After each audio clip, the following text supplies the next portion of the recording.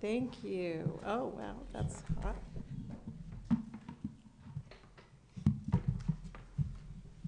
All right. Welcome to the Public Safety and Emergency Management Committee meeting. We're all here. So we've got a few things on the agenda tonight. I'll open the floor to Chief Tim Gately. Well, thank you, Madam Deputy Mayor, council members, audience. I did want to take just a moment to introduce who's with me here tonight. Seated in the back, we have our new Executive Assistant, Stephanie Holt.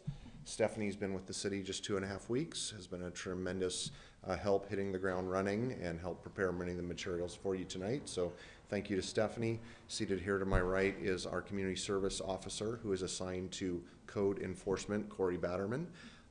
Tonight on the agenda, we have a Code Enforcement annual summary, summary of our crime and safety in the community, an overview of our community engagement events, and then a recruiting and hiring update. With that, I will turn it over to our Code Enforcement Officer for about a 10-minute summary on code enforcement activities for the year. Excellent. Thank you, Chief. We can jump into the next slide.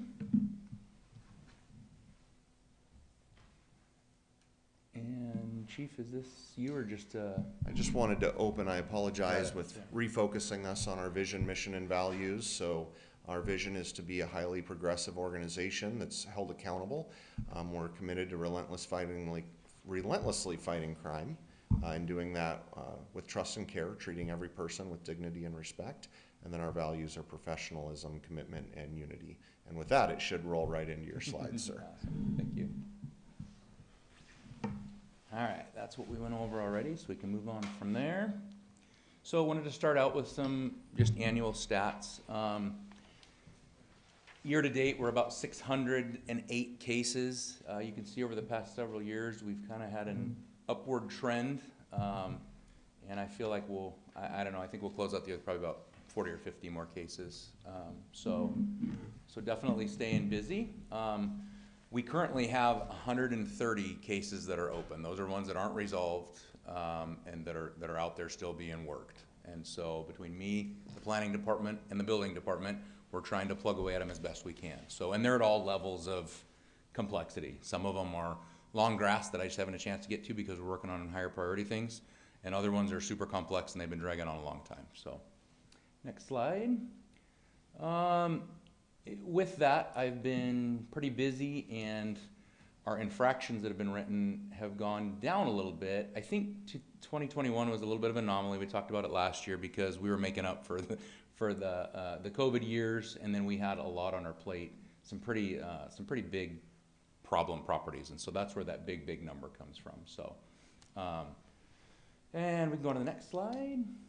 So this year's focus, you know, the past couple years we've had this Pacific Highway safety emphasis that I've been a pretty big part of, being a visual presence up there, working with businesses. So that was, again, one of my main focuses. That was the direction. And so I spent a lot of time up on the highway.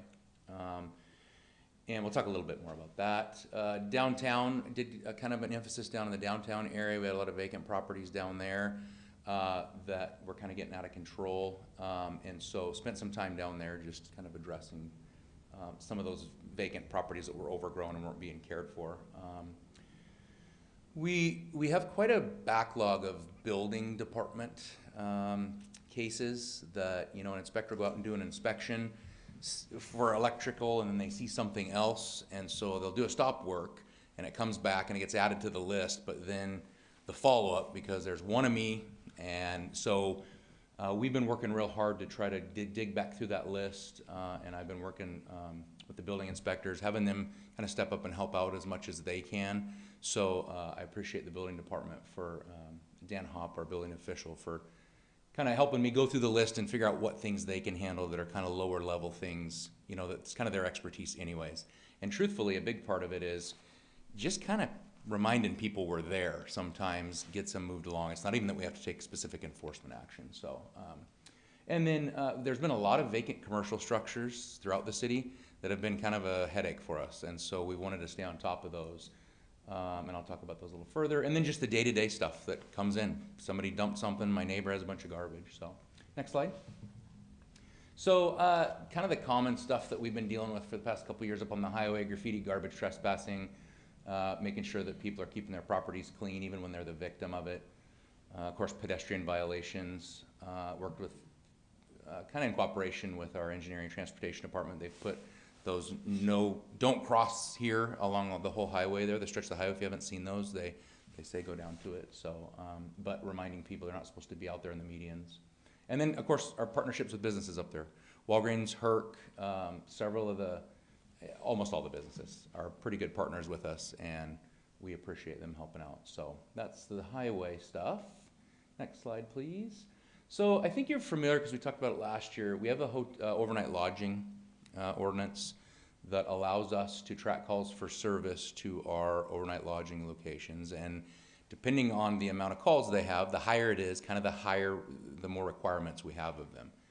And so the pinnacle is if they're over 1 call per unit, then they're required to have an armed security guard between 6 a.m. and 6 p.m. And another kind of main one is that all vehicles in the lot need to have a parking pass, so that any staff that goes out can see that vehicle belongs here when they're checking out, when they came in, but also if we come on the property, we can do that. So next slide, we had a, yep, sorry.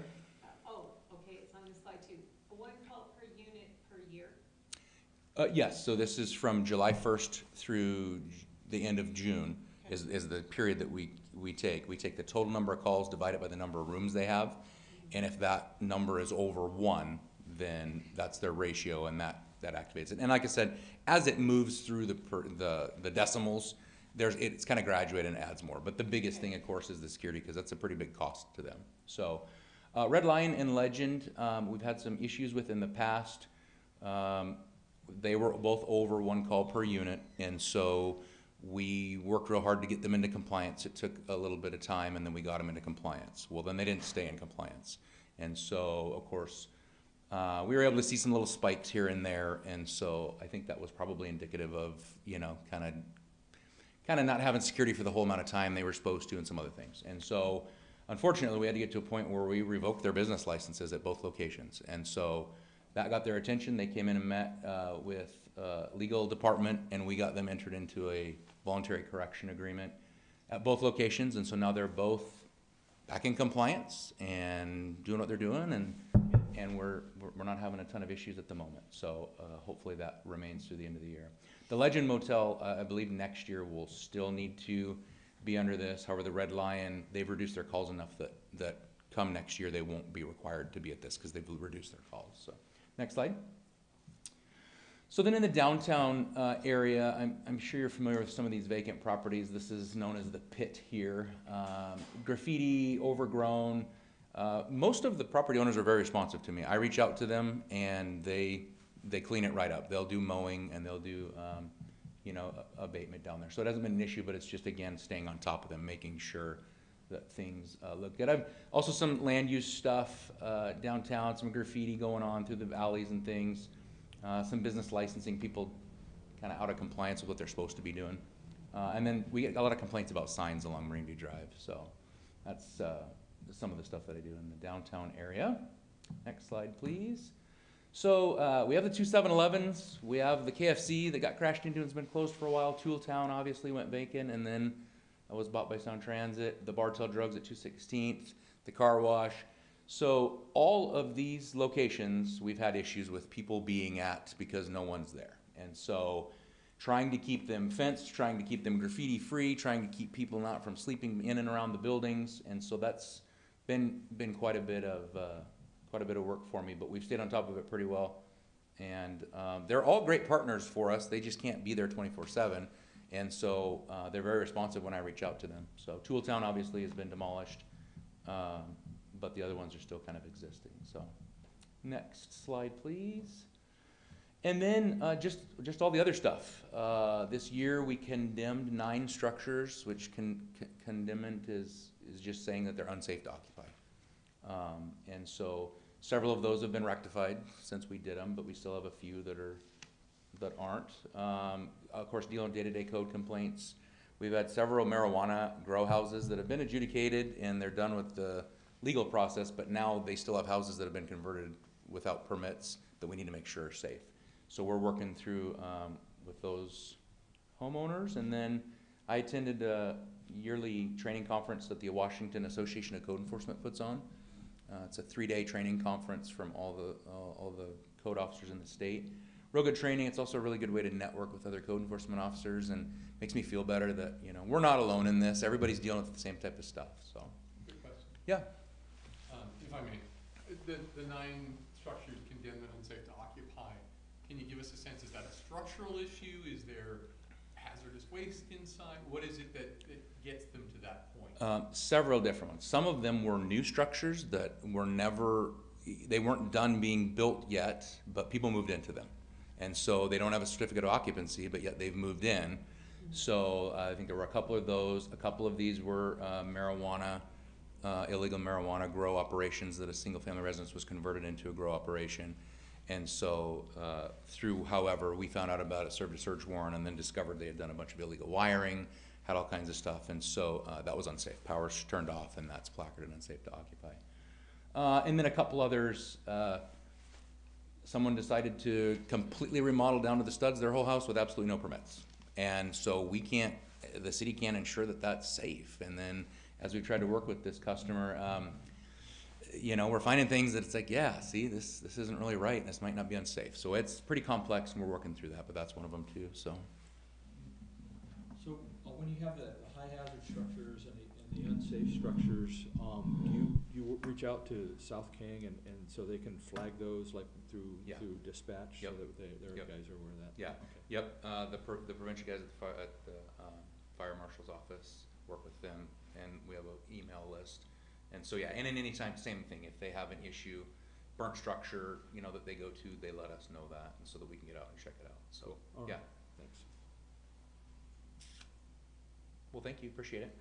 Well, that's it? That's it. Yeah. Oh, I okay. think so. Well, you go. Actually, there's my contact information. If you flip to the next page, Des Moines.wa.gov/reports is the plug I always push, where we can go report code enforcement complaints online, or my phone number and email address. So, Great, thank you. Is that kind of like the fix-it form? That go to you as well? the fix-it form technically doesn't. It goes to other city staff. But yeah, this Des Moines.wa.gov/reports has a link to the fix-it form, request public records, report a code enforcement complaint, report an animal complaint. It's kind of like a one-stop shop, and so that's where I direct everybody to. Any questions, comments? Thank you. I asked in the middle, so Me too. thanks, Corey. Yeah, thank you. Thank you very much. Obviously, code enforcement is a team effort, so we're very thankful for legal, public works, parks, you know, the fire department, South King, planning, all those people that help us building. You know, when we discuss safety in the community, and we're going to get to our crime stats here in a second, I often think of it in my head as the perception of safety. Do people feel safe in the community, and what creates a feeling of safety, and are they really safe in the community? Do we have violent crimes or disruptive crime occurring? And you know, this work that Corey does is obviously the baseline for keeping and maintaining and creating a perception of safety.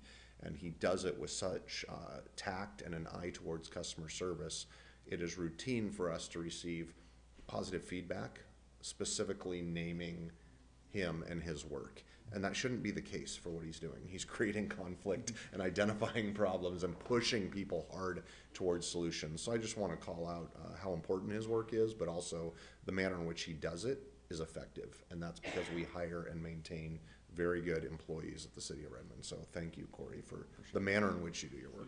City of Des Moines. I'm sure Redmond has great employees. Jeez.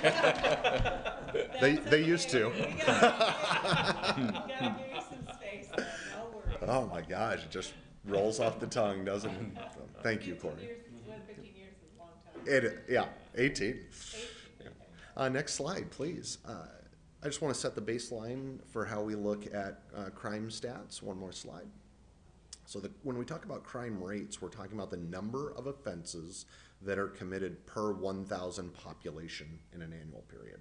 When we're talking about clearance, We're talking about cases where we've either arrested or charged or cleared the case because we know who committed it and we're able to locate them. There are certain examples where an offense is considered clear, but there isn't necessarily arrest or a charge, but those are very few and far between. And then the percentage cleared is obviously what that looks like overall. Slide. And then we do talk about crimes in 3 distinct categories. Crimes against persons, against property, and against society. And just for general awareness, we divide the city into 4 police districts, and those districts kind of overlap several neighborhoods within the city. But in general, they go from north to south, 1, 2, 3, 4. Next. So this is a summary of our Group A offenses. Group A, as defined by the FBI, are the high-level felonies and crimes that are felonious and probably involve injury or are most offensive. So as you can see, that kind of breaks down for us a comparison of what was reported in 22 versus 23, understanding that these are only up until October. You know, when I look at things like the top ones on the list, we tend to want higher clearance rates there to ensure that the most violent crimes that are committed in our community are cleared. Next slide. Yes, sir. Yeah. Why is it that rape has a clearance rate of 50%? What is it that sets that crime apart from some of the others and that makes it so difficult to get it cleared? Unfortunately, sometimes it has to do with cooperation of the victim.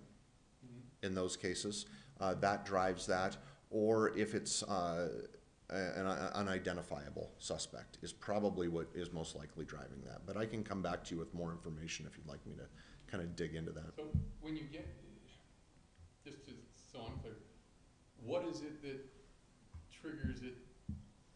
If the victim is called and then changes her mind, is it the calling that creates the statistic that's a case? Correct. So we are required to take a report anytime we know a crime occurs in the city. So once we're aware of the crime, that generates a report, and then we are trying to clear or solve that crime. Yeah. Does that make sense? Yeah. Yeah. No, I get it. Perfect.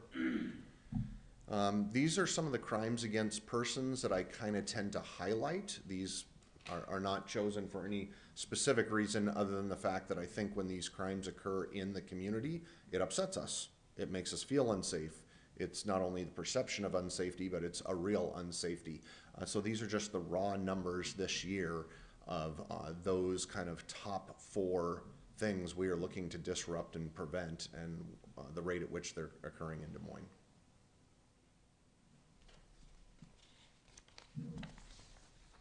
And then when it comes to property, I've broken it down the same way. You know, when we're seeing larceny, burglary, and arsons, those are very disruptive activities. And that is the raw number we've seen so far this year. You know, I've been here 3 months, this being my first report out.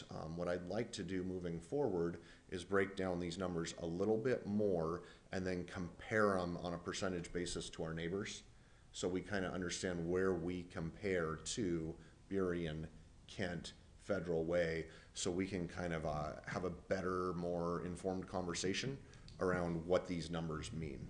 So I'm giving you some raw numbers today, but as we go into next year and we bring on a crime analyst and we're able to further refine these, I'd like to do more of a comparison so we understand the context.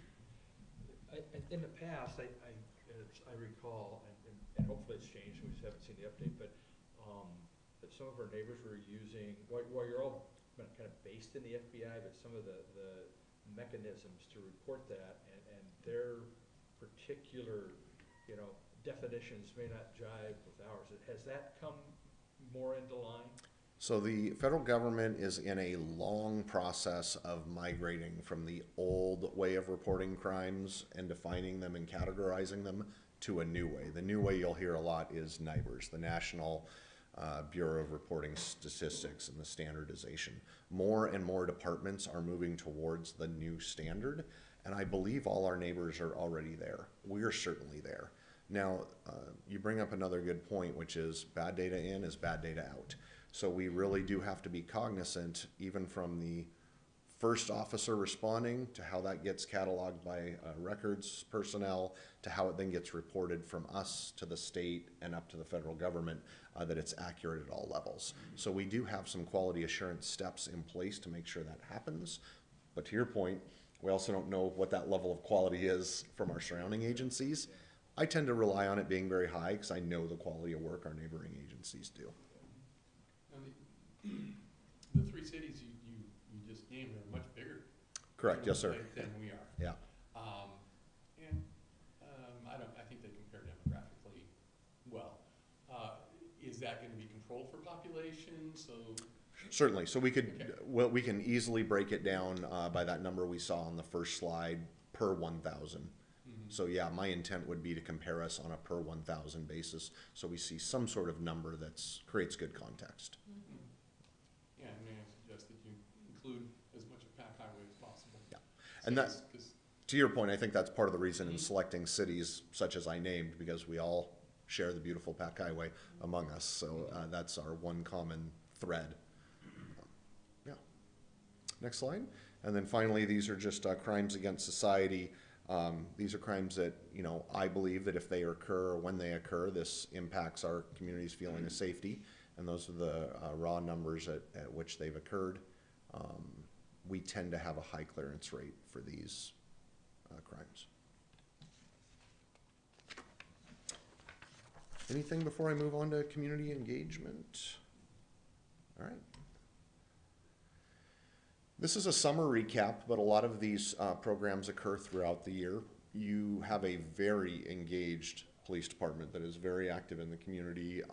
It is not uncommon for there to be 50 or more people at a community meeting or a coffee with a cop that's open to the public, and it's not uncommon to see 5 to 10 members of staff at those events. So very well attended. This is just a recap of what we've done recently and some of the summer activities, and many of these will be repeated next year as well. A broad overview of recruiting and hiring. We do have 3 police officer vacancies. We anticipate 3 or 4 separations or retirements next year. I just like to be mindful that, you know, if I were to hire 3 people today, they're really not going to positively impact our staff for 12 to 18 months due to training. So it is important that we keep a keen eye on what our vacancy rate is and what our anticipated vacancies are so that we can succession plan. All those things we talk about in the broad spectrum of, you know, partnering with the feds and assigning people to federal government task force, you know, doing something collaborative on the Valley Drug Task Force with our neighboring Valley agencies. Those are all nice to haves, and those are all immediately impacted when we have even 1 vacancy. I call Des Moines small but mighty. We have 41 commission staff, and when you're down 3, you're approaching that 10% threshold for staff assigned to patrol response. So that just is important to keep in the forefront of our minds. There's going to be a decent push, I think, in the state legislature after the first of the year to try to get more training. If they can do an academy in Spokane, say that should open up spots here. How much is that going to impact that 12 to 18 month time frame? So when it comes to the state training academy, and every agency in the entire state except the state patrol trains here in Burien, and there's now a satellite location with 1 class of 30 cadets going through in Tri-Cities in Pasco. They're trying to open a north and a south and a Spokane satellite. That we're all in this together. That is going to greatly impact us in a positive way. Not only from a recruit perspective, but from a trainer perspective. So they are constantly recruiting professional law enforcement staff and officers to serve as trainers and educators at the academy. Not many people that live far outside the Burien area are able to do that due to family or personal commitments. So we will see not only some robustness on the trainer side, but also on the trainee. I met with all chiefs in King County, including the director of the Criminal Justice Training Center this morning. She reported that one of her challenges in opening the satellite locations is willingness of a facility that will meet our standards to be willing to host. because there still are some areas of the state where the unrealized fear, the rhetoric around having police officers on a shared campus is an issue for people. I was surprised to hear that, especially in outlying areas. But Skagit County was used as the example where they had located a site that would be co-located with a local college, and it became unpalatable from the college perspective to have police officers on campus with their student population. So just bring that to the forefront of your mind, that this still is a challenge, whatever narratives are out there, and finding good partners and good facilities.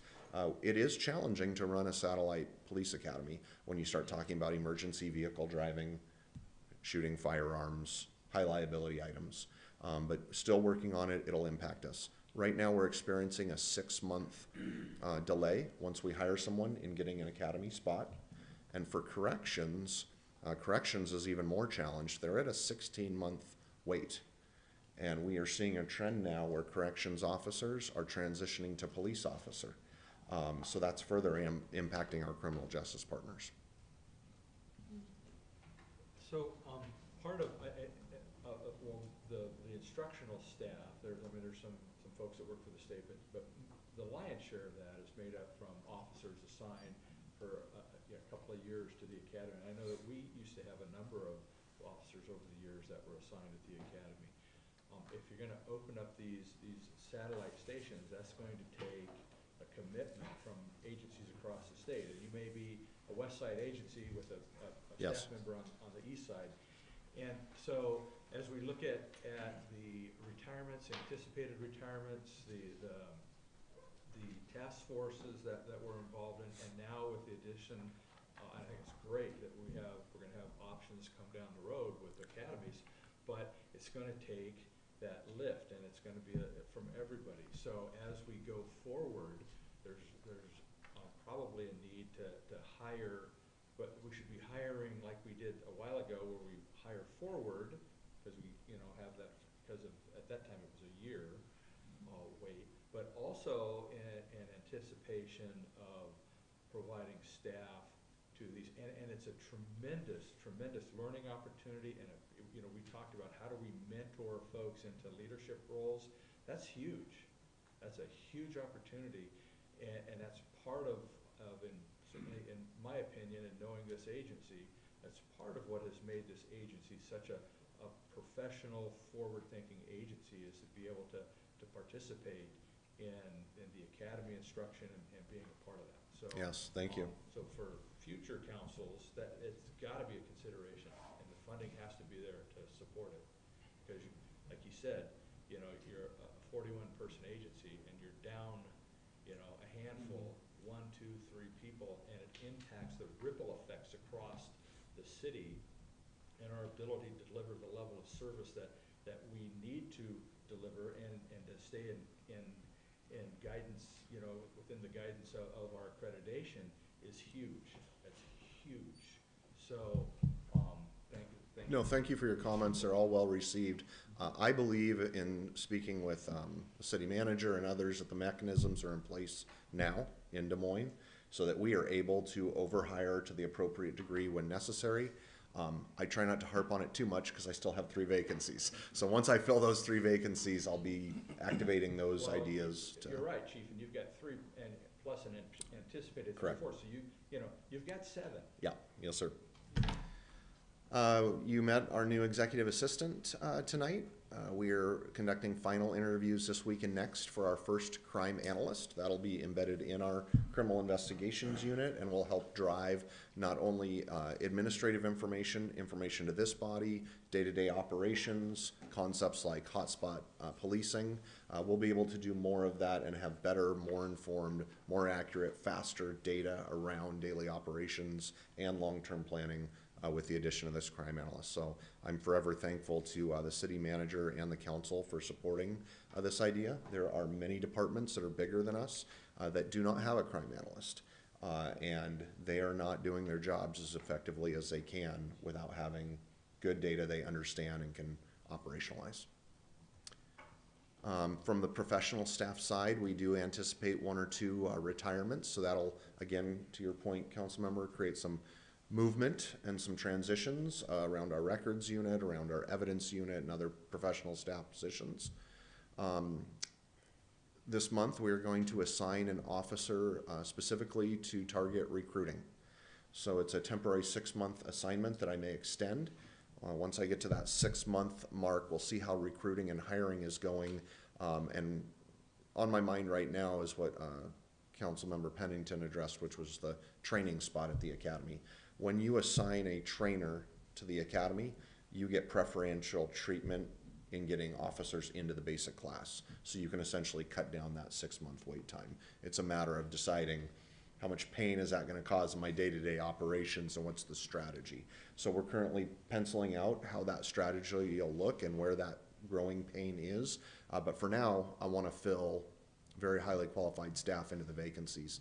So you will see a police officer driving a logoed out recruiting vehicle that'll be pretty sporty and eye-catching, and they will have a presence at diverse community events, Highline College, military recruiting fairs, testing sites, etc., so that we can really not only focus on our outreach and our efforts to recruit the next generation of police officers and professional staff, but he'll also work hand in hand with HR to help figure out where the pain points are in our processes that we can help take on at PD and eliminate those points where people get stuck in the process, or where we can help move civil service and HR along because we can have the staff to support them.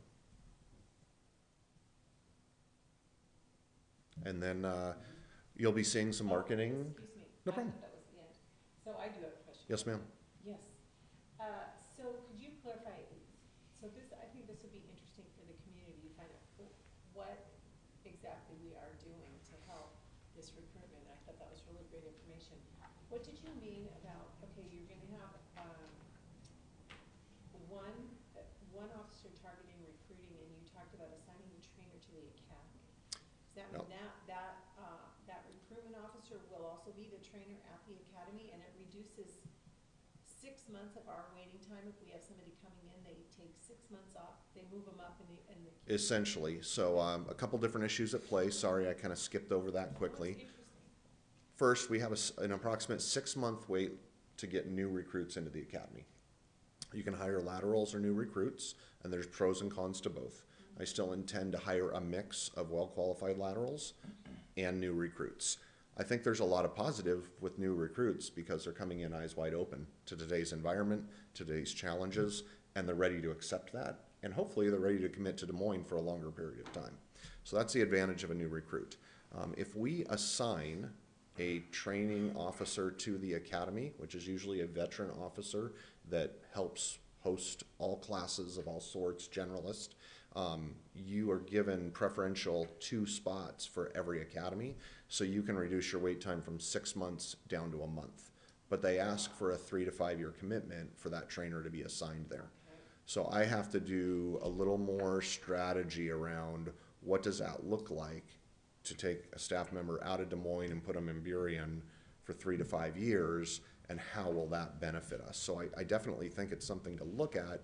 I decided to make the recruiting officer the priority, because it doesn't matter if I have someone assigned to the academy if we don't have those to hire and get them there. So I think my decision point will be in about 6 months, where we will look at the data around what we're doing with recruiting and decide, is it now time to optimize that? And is that a full-time job? If you assign somebody to that, Yes. can they work here in Des Moines at all? No? No. You're saying, okay. It's a full-time job at the academy. Okay. Yeah. All right, thank you. And then you'll see some more robustness around our marketing and social media strategies. We're forming an internal team to kind of activate some more contemporary social media and really tell our story. You got to hear a little bit about what code enforcement does tonight, but our men and women are doing a phenomenal job every night, every day, every weekend, every holiday, and a lot of times we fail to tell that story. So our goal there is really to not only connect to the community, but tell them about the good work we're doing. Looking forward to next year, as I understand it, we usually are in recess December and January, and then come back in February, but I'm open to any suggestions, and in February, I would look forward to presenting a draft work plan for the following year, highlighting our accomplishments from 2023, and then determine our schedule of meetings moving forward in the new year. Recess. You mean for this committee? Don't have committee meetings. Don't have committee meetings in December, January, so willing to take your guidance on that. Okay, well, we can talk about that. Yes, ma'am. Recess could mean having fun, too. I'm willing to have fun. Questions? I'm good. Thank you for the presentation. Thank you both, and thank you for what you're doing. Thank you very much. Just a quick question, I heard that, ride-alongs for council members may be limited per council member. So let me provide some context. That is not aimed at anyone. Certainly not you, sir. When I arrived, we use a policy manual that is generated by a company called Lexipol that helps us solidify best practices. And what I started to do was realign our day-to-day practices with what we know in the industry to be best practices. And there were a couple areas that were out of alignment. One that is obvious to you is availability of ride-alongs. And best practice in the nation is that we conduct ride-alongs for applicants, community members that are interested, and elected officials. And the guidance is to limit those to 1 or 2 per year, not only for family members, but for elected officials. And the idea there, I think, is to protect, one, the officer's workspace. We don't want to have riders with our officers on a daily basis because that car is their cubicle. It's their safe space. It's where they work and grind and do their work every day. And I'm always cognizant of the fact that when you have someone in your car with you for 8 hours, you develop some sort of relationship. And so I do want to protect the officers from having any sort of relationship that could lead to them feeling pressured or too close or too far away from any one individual, including their family members. I've seen instances in agencies where they allow spouses to ride too often, and now you've got your spouse with work at you, and that has an impact in how you do your work. So it was less about any problem or concern and more about aligning our day-to-day operations with industry best practice. So with the city manager's permission, I did revise that policy and just push out to council that my expectation would be that 1 or 2 rides per year is the perfect amount for you to understand the good work we do, but also protect our staff in their day-to-day work.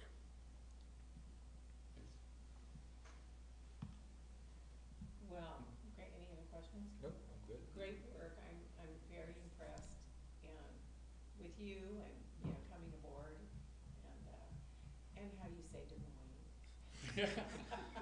Des Moines, there's no R and there's no, there is a D in it, but there's no R at the beginning. Great work, great vision. You opened with vision, mission, values, and you displayed all that in the slide presentation. And I really, really appreciate the work that you're doing. And you left us with looking forward to more, hearing more data, hearing more plans, how things are working out. So looking forward to that. Thank you very much. Thank you all.